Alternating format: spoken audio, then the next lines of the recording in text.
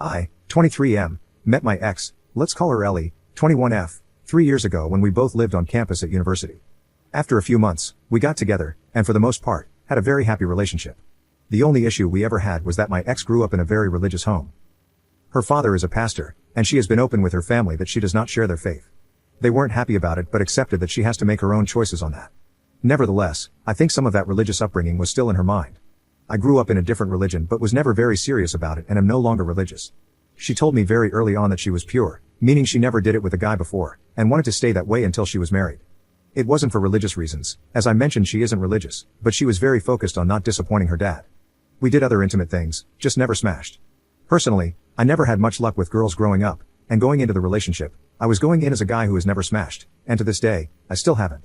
Anyway, I was becoming more resentful of the fact that every guy I knew was doing the deed with their girlfriend but I wasn't. I couldn't understand why she didn't want to have a full intimate relationship, though of course, I never pressured her about it. I felt that while I was at university and pretty broke, getting married was something for the future. Last year, while I was in my last year of classes and she was working in her first professional job, she was talking a lot about all these successful guys she met at work, and it made me feel lesser as a person because I was still a broke university student. Coupled with her still not wanting a full intimate relationship, it made those resentful feelings grow stronger. We had some arguments about it, and after a while, I felt that I should end the relationship as we wanted different things and our lives were on different paths. It was awful, she was crying a lot, and I felt terrible afterwards. Anyway, it has been nearly 6 months since we broke up. We haven't been in touch at all for most of that time, and I have not been involved with anyone else as I was 100% focused on finishing my degree. I have finally finished university and I am about to start my first professional job, and she recently got in touch again and asked to meet up. I was hesitant but decided we had so much good history that I should hear her out. She told me she's been missing me terribly these past 6 months, that she thinks she wants to get back together and is open to having a more intimate relationship now. I asked her, why now? What changed? And she looked uncomfortable.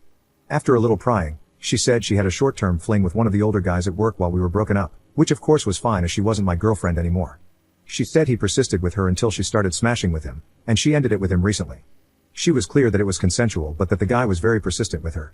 I was gutted. I couldn't understand why she'd make me wait all those years but was fine doing it with some new guy she'd only been seeing a short time. I asked if the reason she was open to having a more intimate relationship now is because she wasn't pure like she had previously described, and she said yes. To that, I asked her to give me some space so I could process all of this. I'm conflicted. I have missed her a lot and still have strong feelings for her, but at the same time, it feels like I was strung along for years. It's hard to put my finger on why I don't want to take her back. Everything logically makes sense for us to get back together. I'd even get to finally have the relationship I was looking for with her, but I feel awful about this entire thing and don't want to ignore those feelings. Edit. She's not some evil manipulative villain, at all. I would never have been with anyone like that. She's still the funny, smart, charming, beautiful girl I always knew, and any guy would be lucky to have her. I would be too, if I could handle the baggage here, but I'm thinking I probably can't, and a clean break is the way to go. Though she may regret the relationship with the other man, it's not my business as she was a single woman and we were broken up. I wasn't ever expecting to hear from her again. Really, this whole situation is very surprising to me. Update 1. Last weekend, I was on a weekend camping trip with my friends, completely removed from technology. It was so nice to be in nature, to do some bushwalks with friends and decompress. It felt good to talk about the Ellie situation with my mates around the campfire. Most of them knew Ellie pretty well from our years together, and they had a range of views, just like the commenters on my previous post. One great question a friend had was whether or not I would have ever decided to reach out to take Ellie back if she never reached out to me first, and the answer is no. That made it so obvious to me, and helped cut through a lot of the confusion going on. I was being too passive in this situation and needed to do what I wanted, not just react to what Ellie wanted. By the time I was on the way home, I had decided not to get back together with her, but that was a moot point anyway. When I was driving home and got a mobile signal again, the network delivered a bunch of messages from Ellie all at once. She said she was wrong to ask me to get back together, and that she's back with Tim, the older coworker. She also texted that the thing with Tim is more serious than she let on previously. If you remember, she called it a short-term fling before. She apologized for misleading me about her and Tim's relationship, and she asked if we could meet to talk about it. I was not happy, so I just texted back no. Not very mature of me, but I wasn't in the mood to hear more about all this, and I was surprised and pissed off that she lied to me. That seemed very out of character for her. She tried calling me, but I didn't want to answer. She sent another text saying, Tim and I had a fight. I shouldn't have come to you, and finally, I'm sorry. When I got home, I was an idiot and let my curiosity get the better of me. I looked up Tim online. His given name, not the placeholder I'm using as Tim, is uncommon, so it wasn't hard to find. I found him on LinkedIn, which gave me his full name. Ellie is one of his connections, and he works at the same firm, so I was confident it's him.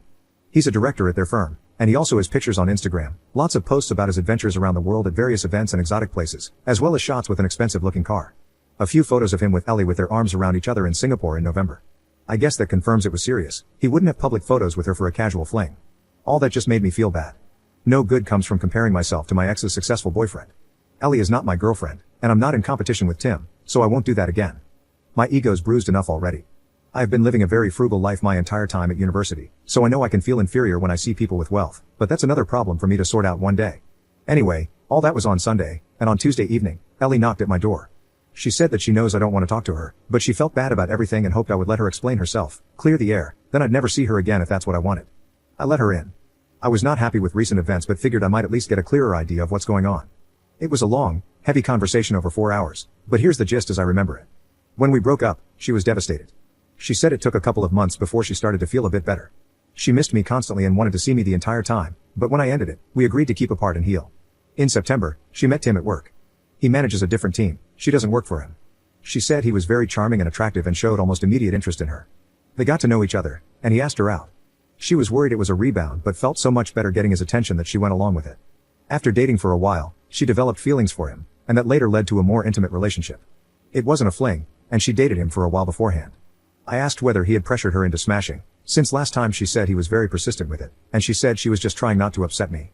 She thought if she gave the impression she was reluctant to smash with Tim, then I wouldn't think as badly of her. So it was just a story to spare my feelings. I told her it just made me worried she had been forced to do so. She looked shocked at that and said no way, she was actually the one who initiated it. I said, although I don't like that she lied to me, I can understand why. I don't think she did anything wrong changing her mind about abstinence. Yes, I was hurt when she told me she was doing it, but I have no right to judge her for anything. She's a single adult, and it's her life. I don't think badly of her. She burst into tears and said something like, I thought you must hate me now. I assured her that I didn't. She said she was sad it didn't work for us, but that she never would have dropped her purity commitment if we had not broken up.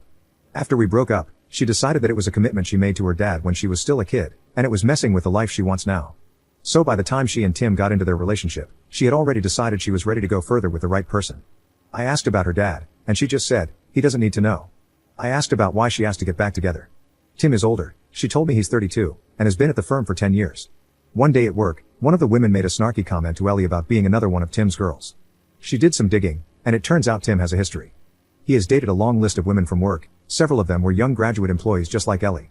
The rumor around the office is that Ellie is just the next girl to get used by him. She was horrified and accused him of using her.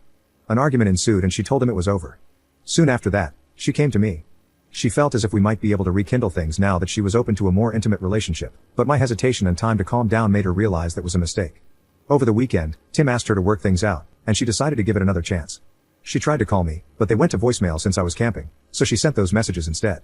So I guess that's settled. I don't want her back, and she's in a relationship, so she doesn't want me back either. She hoped we could be friendly if we ever see each other again, but she wants to keep out of contact out of respect for her relationship with Tim. She wants to give it a real chance of working, which is fair enough. She gave me a hug, thanked me for understanding, and left. So there you have it. Ellie involved me in her relationship drama. I would have preferred she hadn't, but at least it's sorted now. I'm glad I paid attention to my feelings and took time out to consider things, as it could have been very messy if I had taken her back. Trusting my gut has been the biggest lesson for me in all this. I still care for her despite recent events. It seems like she is dealing with a lot of complicated things between her new relationship and work gossip. I wish her well and hope she will be happy, whether it's with Tim or not. She was my first love, and I expect I'll always have warm memories of her. But I am clear now that I don't want her back. She is my past, and I want to look forward. I can now focus on launching my new career with no distractions. I've worked so hard for so long to get here. My new job starts on Monday, and I'll be earning much better money. I'm open to finding someone new, but that is way down my priority list. I'm not going to actively pursue that anytime soon. Edit. Okay, you've all convinced me. Today I blocked Ellie on everything. Since we agreed not to be in touch again, that shouldn't matter, but if she doesn't stick to that agreement, then it won't be easy for her to contact me again. I thought it was a petty thing to block someone, but in this case, you've convinced me that it's a way to take control of the situation. With luck, I won't hear from her again, and if I do, like if she knocks on the door, I'll remind her of our agreement and shut her off. Time to stop being passive and take charge of my life, a life Ellie will not be part of.